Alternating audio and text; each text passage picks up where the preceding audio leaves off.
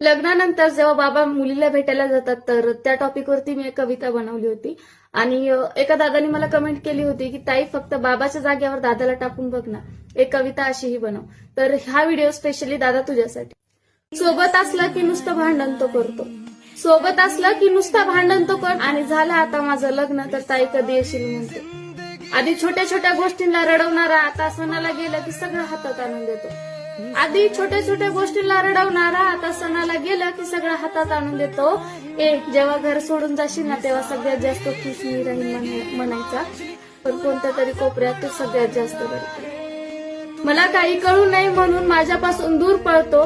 खरंच कोणत्याच गोष्टीला न रडणारा त्या दिवशी रडला, खरंच कोणत्याच गोष्टीला न रडणारा सुद्धा त्या दिवशी रडला. भावाचा जीव बहिणीत किती ते तिला फक्त लग्नाच्या दिवशी कळाला. भावाचा जीव बहिणीत किती ते तिला फक्त लग्नाच्या दिवशी कळाला.